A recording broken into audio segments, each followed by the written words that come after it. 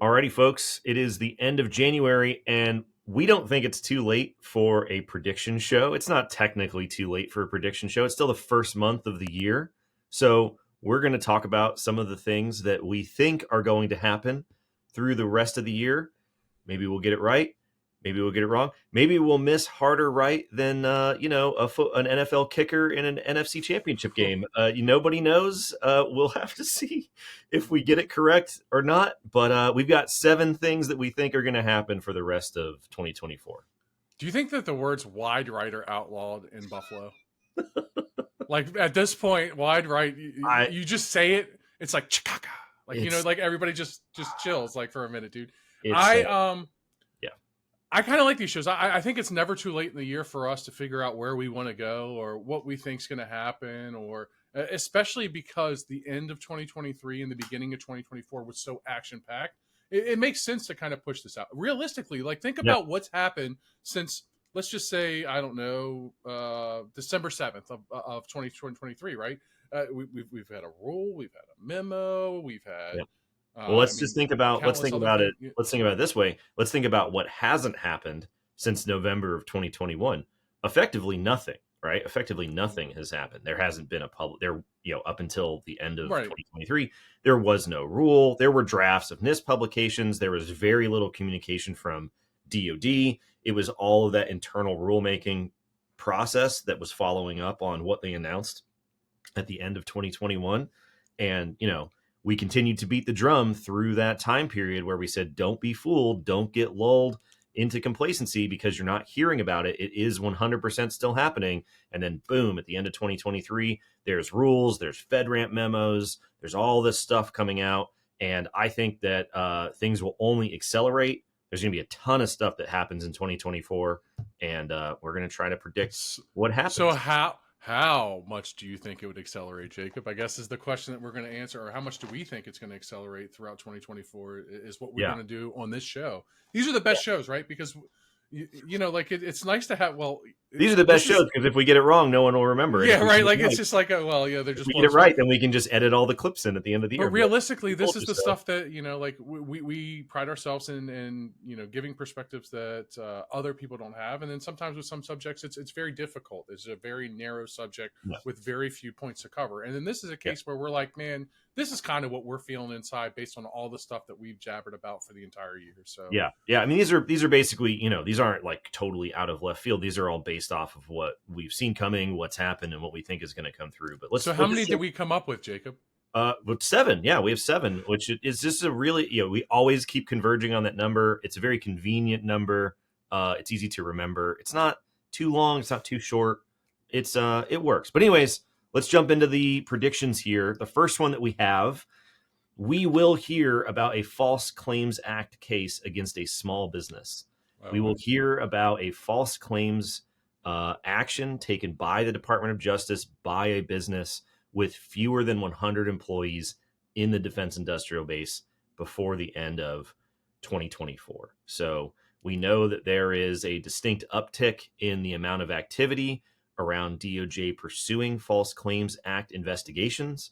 There was a report put out by the DoD IG at the end of last year, which we've talked about. We'll link to the episode, where they've assisted, I think, recently with 5 different DOJ investigations into False Claims Act allegations. There's lots of, rumors, and, you hear all sorts of stuff through the grapevine about people getting phone calls, people getting letters, weird, interactions that are happening out there. And so I would not be surprised to see somebody get made into an example. The thing about these False Claims Act, we've talked with Stephanie Sigmund in the past. We can link to that episode as well. It's a lot like rulemaking, where there's a bunch of stuff that's happening that isn't public, and then all of a sudden, boom, it gets published when there's a settlement or when it's unsealed or whatever ends up happening. So they definitely have a bunch of irons in the fire as far as that cyber civil fraud initiative is working and False Claims Act. I would not be surprised at all to see them come out, not against a major corporation, a major prime contractor. I'm sure that will happen as well. But the real spicy one, I think, is they're going to make an example out of a small business in the defense industrial base for sure. Yeah, I agree with you wholeheartedly on this, and I think that one of the elements that is going to contribute to this being something that we do see is the increased awareness and people just within their organizational, like people coming in and doing work as a part of compliance requirements and stuff like that, and now being privy to the information that would be needed to defend a whistleblowing claim, right? Like I'm blowing a whistle because now I have firsthand knowledge that this is happening. More people are going to have firsthand knowledge.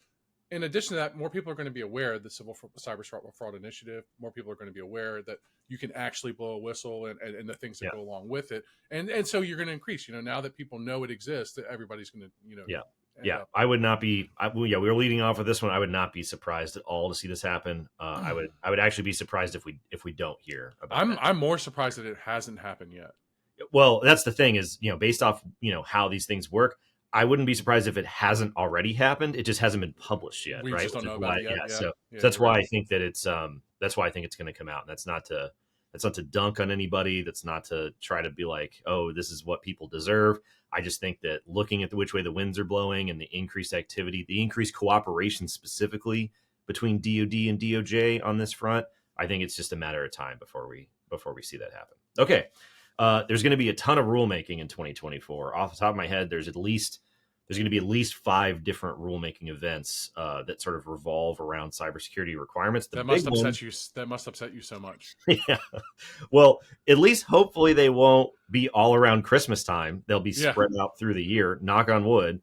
Until you start putting that in the universe, and then all of Yeah, a exactly. sudden, yeah. I may have jinxed it already. So the big one, as always, that everything revolves around is DFARS 7012, and DFARS 7012 is going to be revised via rulemaking. And so, well, first of all, I don't think it's not really, it's kind of a cheater prediction to say it will be published, right, as the DFARS 7012 proposed rule sometime in the first half of this year. However, the open question will be, which revision of 800.171 will DFARS 7012 specify, if any at all? So famously, DFARS 7012 does not specify a specific revision of 800.171. It effectively says you have to implement whatever the most current version of 800.171 is, and nobody ever had a problem with that because it hadn't really been revised all that much. Well, along comes CMMC, and it's very difficult to estimate cost, estimate time, estimate all of these things. It just causes a lot of issues to have this floating revision number. So the CMMC rule specifies 800.171 revision 2, which is the current revision. However, 171 is being revised. So now are we going to have an arbitrary gap before the next rulemaking event that's able to update it to Rev 3? Are they going to change it to a floating revision number? DFAR 7012 says most current revision. There's a bunch of problems. We've covered it in previous episodes. I think that when the DFAR 7012 rule is published this year, it will specify 171 Rev 2, not 171 Rev 3. In the words of George W. Bush, watch this drive. That's a good one too. I should have used that. Fool me once, shame on you. Fool me twice, a fool can't get fooled again, right? Nailed it. So listen, I am hoping and praying with everything inside of me that common sense prevails and we are stuck on something that at least there is symbolism in between both the requirements that ultimately make 7012 a requirement for organizations. But we've been burned so many times before. I am not going to jump on that. I think 7012 will be revised. And my prediction is that 7012 will be revised and it will specify the most current version of NIST 800.171, or the language will be so, it will not point to Rev 2. It will point to whatever the latest is. And there's a multiple reasons for that. Mainly both the DoD's personalities aren't talking to each other and we aren't figuring out what's going on. But I just think that they're not going to change that portion, and there's still going to be this delta in between the required versions for organizations in 7012 based on CMMC requirements and 7012 requirements. Yeah, I wouldn't be surprised if they pick whatever option causes the most chaos and confusion and disparity between the program that's and what the I'm rule. saying. That's a solid prediction. I would not be surprised if it happens. You almost had me again. If my prediction though, by the end of the year when we review these, I think they're going to specify Rev 2. I think there's trade-offs that come with both of those things. You think they're going to specify Rev 3? This is the ultimate question, right? DFARS 7012 says most current version. CMMC specifies a revision. Which one's the anomaly? We don't know, right? Was the 2016 revision to 7012 an exception to the rule, and they should have specified a revision number back then? Was the CMMC rule that came out that specified a revision the anomaly, and it will change? Nobody knows. For the sake of simplistic prediction shows, I'm going to say they're going to point to Rev 2. Now, what I'm saying what I'm saying they're going to do and what they should do are two different things. It should be 100%. If anybody's picked up on a theme of this show, what we think they're going to do and what they ought to do are not always the same thing. I don't want to be the guy that's out here parading for two different standards. No, I'm just telling you, I've been burned way too many times. I'm not falling for it again. I'm going to say that they aren't going to do the right thing here. Yeah. Well, speaking of getting burned, something else that we expect to see in the 7012 rule that comes up for prediction number 3, FedRAMP equivalency. FedRAMP equivalency. I think that via 7012 rulemaking, which is the clause that has the language of equivalency, I think they're going to do away with the concept entirely. I think that it's too difficult of a needle to thread for the DoD. I think that originally, much like the naive ideas that went into the original tailoring of 800-171, they assumed that people would take very open-ended guidance and meet their concept of very strict guidance, and that's just not what happens for various reasons. And so rather than keep the open-ended guidance, they're going to get rid of it, and they're going to go with the strict guidance. I think that 7012 will delete the concept of equivalency. Therefore, the memo will go away. And if you're going to put CUI in the cloud, you have to put it into a FedRAMP certified environment. Now, we have, like I should say at the top of the show, this is pure speculation, everybody. We don't know. But what I will say is that FedRAMP memo post on LinkedIn, the biggest post I've ever had on LinkedIn ever, bigger than the CMMC 2.0 proposed rule, bigger than the CUI undermarking DoD IG report. Yeah, it like blew them all out of the water. The amount of blowback, the amount of attention, the amount of anger, like just the craziness around this concept. I just think it's going to be too much drama, and the easiest thing to do is just get rid of the concept altogether. There's no obligation on the DoD to maintain a concept of equivalency. They essentially did this to be nice, and I think they're gonna, based off trends that we've seen with what they're doing, I think they're just gonna nuke it from orbit and get rid of it. So when I was a kid, one time I made a mistake and I said, I got a Christmas present and I was ungrateful and I was like, oh, this is all I got. And they took it away. Oh, man. All right. My mom took it away. My mom's a strict lady. I thank her for it now. But the fact of the matter is it was right. It was duly so. Right. So what happened is that a Christmas gift was given. You were given a FedRAMP memo. You wanted equivalency as the industry. DoD says, Merry Christmas. Enjoy this. And now they're going to snatch it back. I do think that I kind of side with you thinking that 7012 will eliminate the concept of equivalency. But I think that it will still stick around for some reason to say that we have an equivalent option, just to say it's there, right?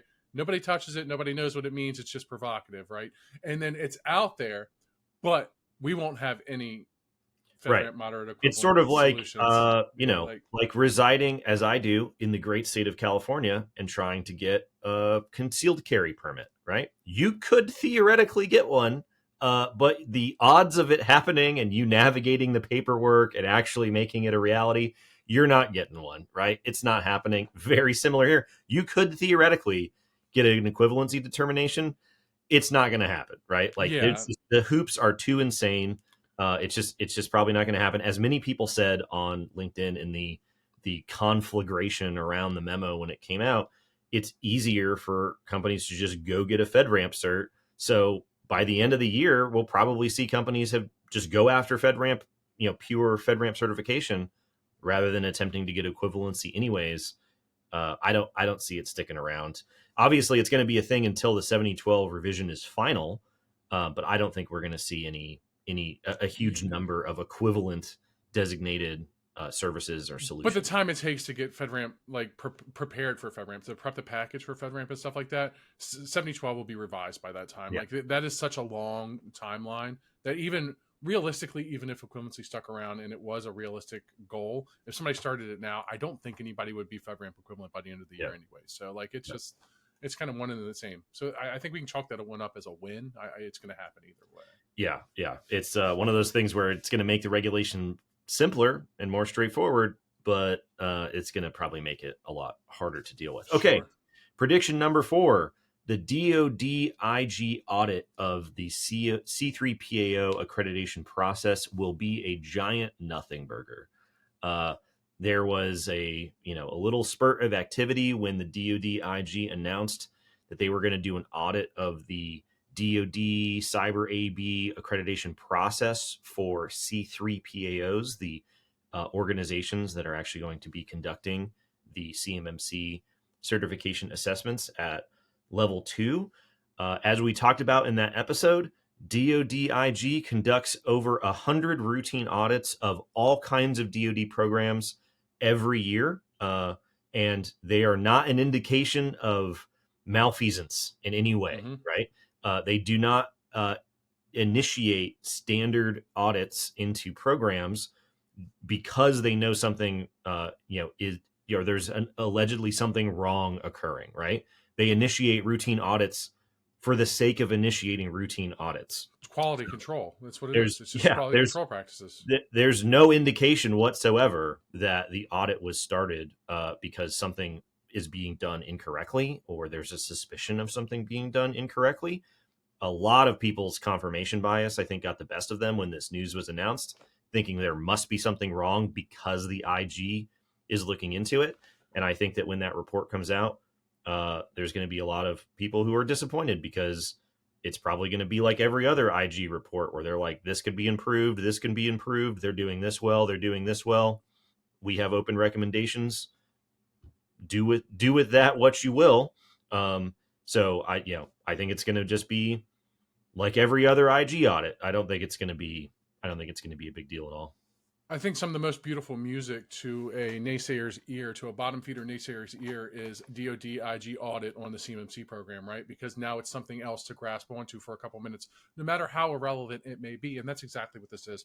I do think that this will turn out to be an irrelevant thing. I think it's a standard operating procedure, checks and balances type thing to make sure that the quality of a program before they release it into the wild is at least up to snuff. We've checked it. We've crossed the T's and dotted the I's, as we were told when we were kids, right? And I think that that's simply what this is. It's just another one of those things.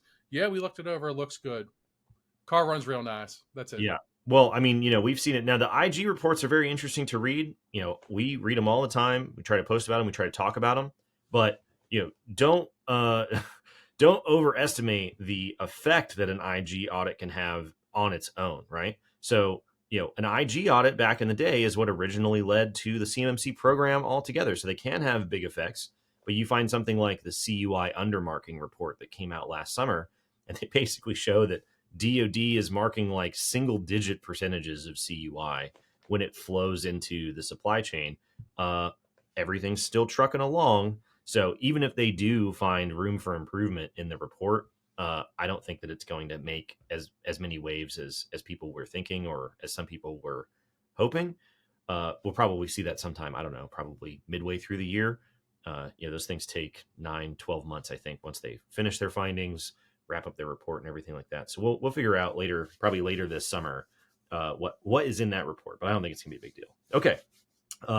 Prediction number 5, the DoD will publish the 32 CFR CMMC final rule before the 2024 election. This is a good one. This is a spicy one. So this also pure speculation. As we talked about in the Summit 7 webinar, historically, all of the data would indicate that the amount of time from publishing the proposed rule to publishing the final rule will take until Q1 of 2025. Going all the way back to 2009, on average, it takes them about 280 business days to go from proposed rule to final rule.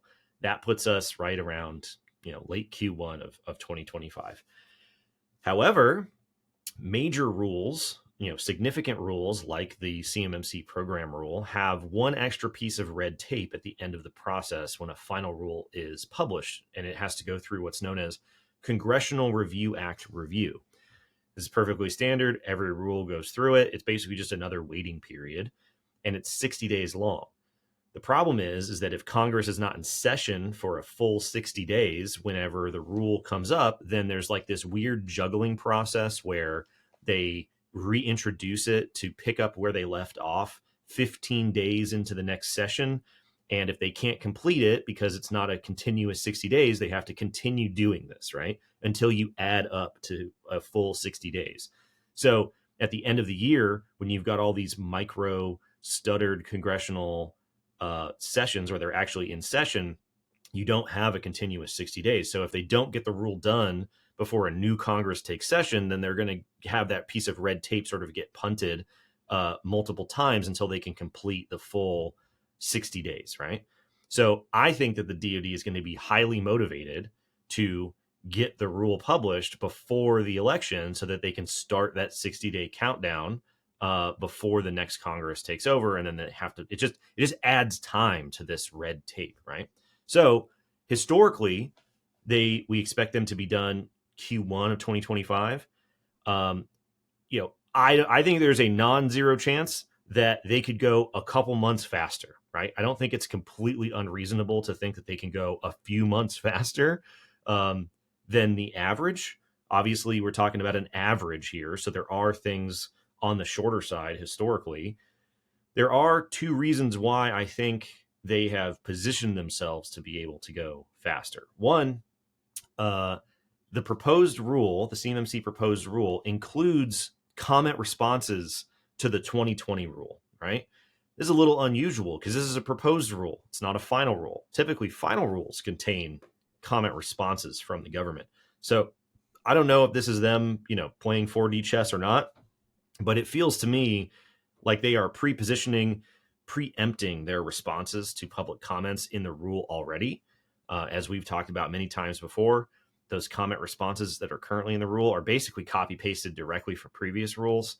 So when people submit similar comments on this rule, they're just going to be able to carry those same thoughts forward. So I think the comment adjudication process is going to be much faster than average. The second reason why I think that this could happen is the DoD sent the CMMC proposed rule to SBA prior to sending it to OIRA. This is something that we talked about last summer. And that was sort of a weird pit stop that they did where they talk about this in the rule. They said, we sent the rule to the Small Business Administration before we ever even sent it up for final review, before being published. And I think that's also a move to preempt arguments that it's too impactful for small businesses because they already got the thumbs up from the SBA. So they can just sort of carry those findings forward when they respond to those comments and criticisms in the rule. And then sort of a third kind of bonus reason I think this could happen is the overall energy and attention around the proposed rule is much lower than it was in 2020. So I've just posted about this recently on LinkedIn. The 2020 rule is by far the most number of page views on the Federal Register for a DoD rule ever, like way above any other rule.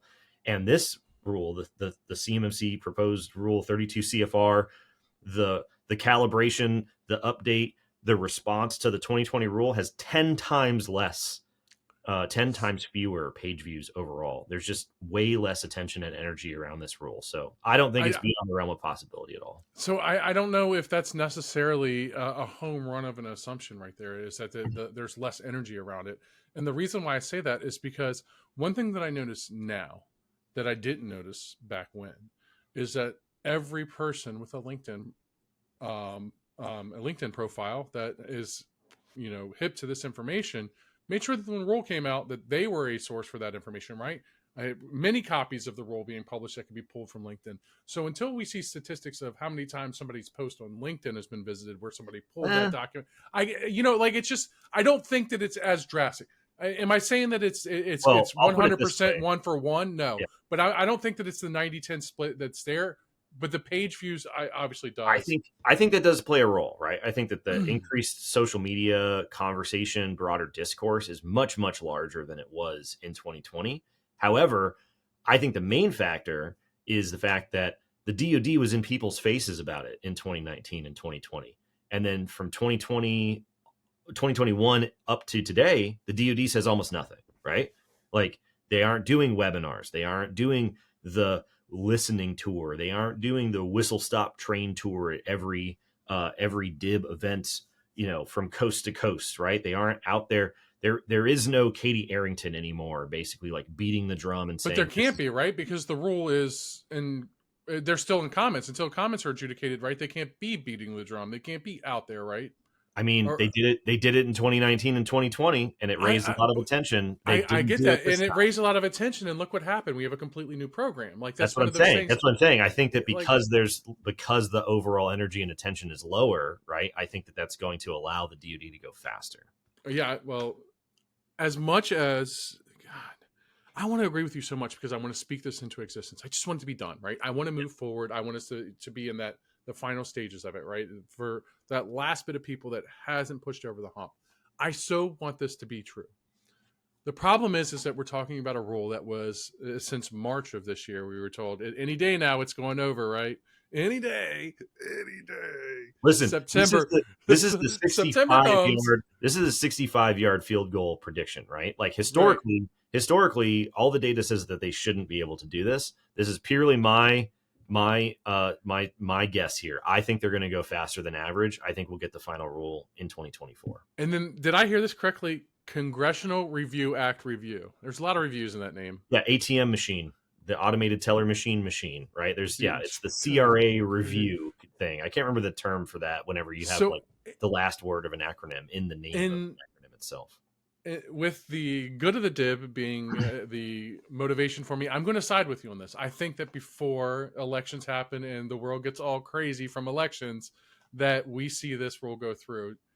I just hope that it's not like the night before the election at like 11 p.m. They're like, What if you with know, maybe the CMMC rule will be the October surprise for our little corner of the world here? But I I don't know. love it. People should Yeah. let us know what you think in the chat. What do you think in the comments? Do you think they'll be able to go faster than average So or not? I Because haven't looked. if they go faster than average, it will be in 2024, right? I We're not haven't looked, talking but about a year faster. We're talking about a couple months. what what are the? I mean, you said there's a lot of less energy, but what are the comments like? Is there a lot more comments being submitted? I Well, know. currently we're right around at the time of this conversation. We're about 30 days in. We're about halfway through the comment period, and there's about half the number of comments in total that there were on the 2020 rule. So if the number of comments continues, we'll have about the equivalent number of comment submissions. So a lot of times in the rule, and when they talk about the rule, you'll hear, oh, we got 750 comments, right? There were 168 comment submissions. There are people make multiple points whenever they submit a comment. So there were 168 submissions that added up to 750 individual things said about the rule. Here, 30 days in, I think there's just over 80 comment submissions. So we're right about halfway to the number of comment submissions we had last time, about halfway through the current comment period. So we could get the same number of submissions. Maybe we do, maybe we don't. I think towards the end of the comment period, we'll probably take a look at what people are saying. But Would they, if somebody submitted a comment and it was like a comment that was similar to a comment that they answered within the text of the rule, would they just point to that? Like, yep. Hey, see this? Okay. Yeah. All right. Yep. Yeah, absolutely. Yeah. So there's I just want to see if there's a lot of deduping that could be done. And which is part of the reason why I think they'll be able to go faster. Because I think, as we've talked about before, the comments are all very predictable. And then the whole process of segregating the comments by documents and stuff like that too. Yeah. I think most of the comments that will require some thought and work on the DoD are comments around calibration of, scoping, SPA applicability, stuff like that. But as far as like the big windmill slam dunk things like cost, burden, impact, justification, all that stuff, they already have their answers. So, okay. Comments. Getting to the end here. Prediction number 6. This is your 65-yard field goal. This is the field goal, bro. This is the white whale. This is the half court shot for everything. The FAR CUI rule will be published in 2024. All right, kids, gather around. Story time. So, when the federal CUI program got launched, in order to implement the full federal CUI program across the whole government, there was a 3-part plan. There still is a 3-part plan. There was a federal CUI regulation. So the regulation, the rule that would impose the federal CUI program on the federal agencies themselves. There was a minimum standard that needed to be created that would be universally applicable to all categories of CUI for all agencies. And then there was a FAR rule that was supposed to go into all federal contracts to apply that minimum baseline to all federal contractors for all forms of CUI, not just a DFARS rule, DoD specific, DoD domain, DIB specific set of rules and regulations, right? So we, up until now, have two of the three parts of that three-part plan. We have the federal CUI regulation, which is 32 CFR Part 2002. So you see this referenced a lot in the CMMC proposed rule. This is what drives the federal CUI program. It's what makes all of the federal agencies have to have a CUI program for that agency. We have the minimum baseline of protections. For the federal side, they can't have CUI categorized anything less than the moderate impact level. So it has to be on at least moderate confidentiality systems with those 853 controls. For the non-federal side, it's 801.71, the subset of the 853 moderate baseline, tailored to just data confidentiality, which comes with its own its own set of problems that we've talked about in previous episodes. What we're missing is the FAR clause, the Federal Acquisition Regulation clause that goes into all federal contracts that says when you get CUI, you must apply 801.71. What we do have is a DFARS clause, a DoD supplement to the FAR that says if you're a DoD contractor and you get CUI, you need to apply 801.71, because the DoD said when this was all coming around circa 2015, 2016, we can't wait for every other agency to finally get around and agree. We're losing the data now. So we're going to write our supplement and we're going to outrun the coverage here, and we're just going to get started. You can see this in the 2016 rule. You can see this in the 2013 rule. You can see this still in the footnotes of 801.71 today, where the DoD says we are moving faster than the federal-wide program, and once the federal-wide program catches up, we will update our DFARS clauses to point to the FAR. But we're not just gonna stand around and wait like the other agencies. We have to apply these protections right now, because we're losing the war here. So many years have gone by, and the FAR CUI rule is still stuck in deliberative rulemaking processes. Right now, it did go up for OIRA review, which is always the signal that a rule is pending publication, 90-ish days later, back in 2022. And in the summer of 2022, it was actually sent back by OIRA for changes. And so there's a bunch of other stuff that happened, but essentially the FAR CUI rule that says all federal agency contractors, not just DoD, any federal contractor has to apply 801.71, right? Which everyone's going to have the same problems that DoD contractors are having if you're sort of putting two and two together here, has been going through the changes that OIRA identified in summer of 2022.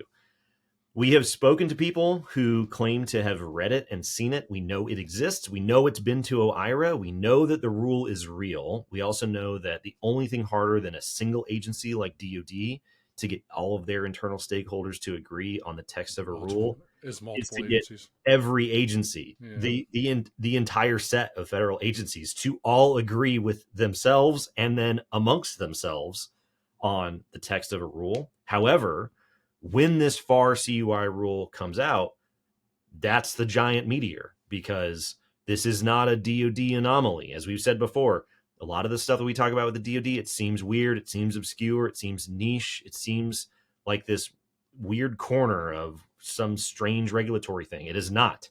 It is a leading indicator. It is the canary in the coal mine for what is coming for all federal contractors. And if you think that it's maybe sort of a bonus prediction here, not only will the FAR CUI rule be published in 2024, but on the heels of the FAR CUI rule, there will be other agencies that adopt the CMMC certification program for their contractors. Spicy.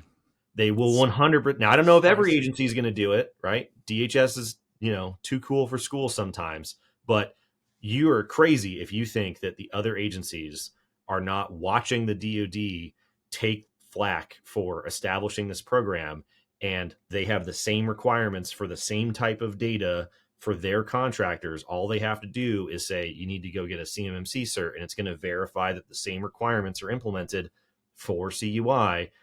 100%. Once the FAR CUI rule is out, you'll see other agencies say, we're going to go with CMMC certification requirements for sure.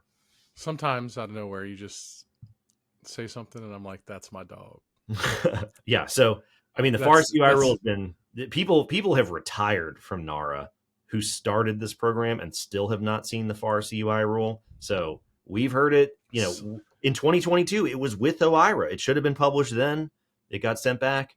But I think this year, as many bitter, empty Chargers fans have said, I think this year's the year that we get the FAR CUI rule. This is the year we do it all.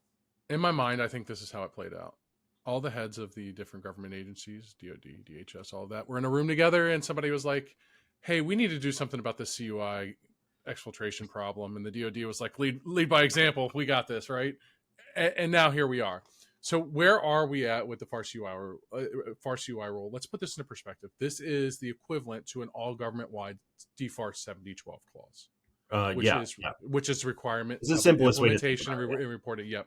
Which means that there's still no existence in any of these other agencies of a DFARS 7012, 7019, 2021, or excuse me, 7019, 20 or 21. So this would make a 12, right? Implementing the requirements. You are here in the timeline. People are being asked to implement cybersecurity requirements as a part of a new clause that's been passed down. And then there's going to be some way that the government's going to measure it. Either you're going to self-report it like DHS has said they're going to do, and then eventually it'll evolve into something that needs validation. So you are 5 years behind the DoD if you are with another government agency. And I would be very, very interested to see like the reaction, like when the FAR CUI rule drops, of these organizations are like, I'm just going to stop doing business with the Department of Defense because it's only 30% of my business. I already have all this other government work going on. And then they're like, wait. Yeah. There's a lot of people that we talk to in the CMMC ecosystem that don't even know the FAR CUI rule is supposed to exist. There was a time back in the time of black and white, circa 2016, 2015. Can you believe it? Anyways, there was a time when the NIST, NARA, DoD people could not get on a stage at a conference. They could not do an interview in an industry magazine. They couldn't talk about 171 or DFARS or whatever without mentioning the FAR CUI rule, right? Because it is the rule under which all agency supplemental rules, DFARS, HSAR, whatever, answer to, right? Like they are supplements to this rule, essentially. So there was no conversation that did not include the third leg of the 3-part plan to implement the CUI program. And today, most people don't even know we should have one. They think that NIST 171 and CUI is just a DoD thing. And it's not true. And when the FAR CUI rule comes out, they're gonna learn in a hurry because it's gonna affect everybody exactly the same way that it's affected the DoD supply chain, if not in more impactful ways, because the DoD supply chain is already very used to some of these types of regulations. There's going to be a lot of federal contractors that are not in the defense space that get caught flat-footed by this, for sure. Because it goes from now being a niche audience to being an absolute widespread thing, right? It's now not just an industry, it's a vertical. It's a clause that goes into all federal contracts. Not just one vertical of the government, everything. And then that's the compounding waterfall effects of that are providers, cloud providers, things of that nature. So yeah, for sure. All right, last prediction here. NIST SP 800-172 will increase by more than 25% when it is revised. So you love to hear it. NIST recently had their webinar updating everybody on the draft process for 171 Rev 3, 172 Rev 1, collectively known as the CUI series of NIST standards.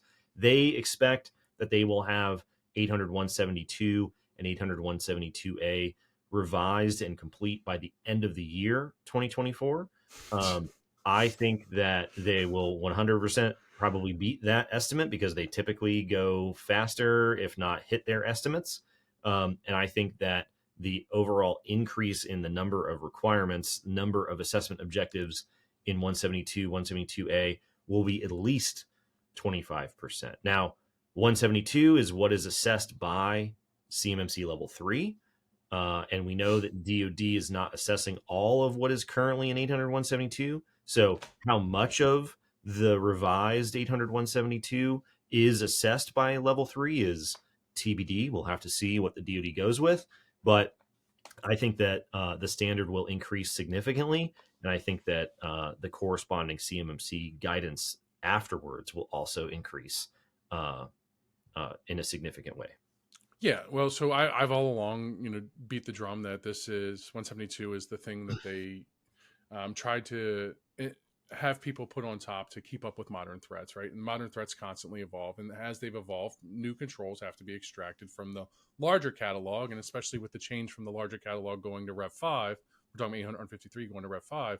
There's more stuff that has to come out, and eventually that's going to trickle downhill, leading all the way down to CMMC stuff. To the point where when the CMMC model changes over to Rev 3 reflection, obviously we're going to see that growth. I love to see it. The only thing I don't like to see about this is this is another thing that we are saying by the end of the year 2024. I just hope it's not all lumped together. Like I may explode. We get the FAR CUI rule, we get 7012, yeah, we get CMMC final, we get 48 CFR CMMC, we get 172, we get all 5 things under the tree. No, thank you. Please space them out over the year, everybody. It'll be like those cartoons where they put the toothpicks under the eyelids to keep Bugs Bunny away. I think I don't want anything for Christmas. I don't want anything. I want it just spread it out over the year. Don't give me anything for Christmas. I got everything. I got everything. Yeah, everything I need. Yeah. Please don't get us anything for Christmas, federal government. Please don't do that. Okay, we got a bonus prediction here. It's not on the list of 7, but we got a bonus prediction. Been a while since we've heard of a highly publicized major cybersecurity incident affecting critical infrastructure, government systems, stuff like that, specifically around supply chain. So this is kind of a gimme surprise given the way that the world works these days, but there will be a major cyber incident involving critical infrastructure sometime in 2024, or at least published sometime in 2024, if it hasn't already happened. So, famously things like SolarWinds and stuff like that, when the reports come out, typically that activity was discovered and starting to get worked on months before. So it may have already happened and we don't know about it. But I think that sometime in 2024, we will find out about a major cybersecurity incident involving critical infrastructure. Yeah, these are the type of predictions that you don't want to make, right? Like you don't want to say, "Man, something bad's going." I mean, it almost doesn't count as a prediction because 1, you don't want to make it, and 2, it's going to happen. So when I was putting together my list for the show, and we wanted to come up with a bonus, I agreed, and I put that there's critical infrastructure. There's going to be some sort of target, attack. It's been too long. I know that sounds like very morbid in a way, but it's been about 3 years since we've had something that has really affected critical infrastructure, and the emphasis is there, and it kind of plays into a theme. The government starts saying, "Hey, we need to worry about this," or you start seeing industry saying, "We need to worry about this," and then all of a sudden it happens, and then what do we do as a government? We react then, right? Well, all these executive orders, legislations, all these things come out, right? Growing tensions. I mean, growing tensions with China and Taiwan, growing tensions with Iran and the situation in the Middle East, growing existing tensions with Russia and Ukraine. Like, it doesn't take much to imagine that any one of those could spill over into a situation. Not that long ago, we heard that report that, the Iranian APT actors were starting to target Israeli-made operational technology components inside domestic U.S. Water suppliers. So, any one of those situations zigs instead of zags, and you're going to end up with a SolarWinds Part 2. Personally, my variation on this prediction is I think there's going to be a major cybersecurity incident that gets disclosed, and I think it's going to directly involve the DoD supply chain and or some sort of major DoD weapon system. I think this is going to be on par with the F-35 compromise, the Sea Dragon compromise. I think the Volt Typhoon actors that we've talked about before that are messing around specifically in Guam, I don't think we get out of 2024 without some really bad news. I agree 100%. I agree that it involves the DoD suppliers and weapon systems, but I take it a next step up, and I think that it involves AI. I think that our adversaries will leverage AI against us and create the next major thing. And then that's going to spiral down on a crackdown of executive orders and legislation around AI. Yeah, I could see it. All right, everybody. Well, on that cheery note, what do you think? Yeah. Do you think we got Get excited, everybody. Yeah, do you think we got the predictions right? Do you think we got the predictions wrong? Either way, hopefully we'll revisit these at the end of the year. And if we get them all wrong, then you'll have to message us to do it. Otherwise, we'll just probably bury it under the rug. But I think some of these are going to be, I think these are pretty accurate for what could possibly happen. But let us know. And let us know if we missed any obvious predictions as well, and we can cover them later. So there you go, everybody. See you next week.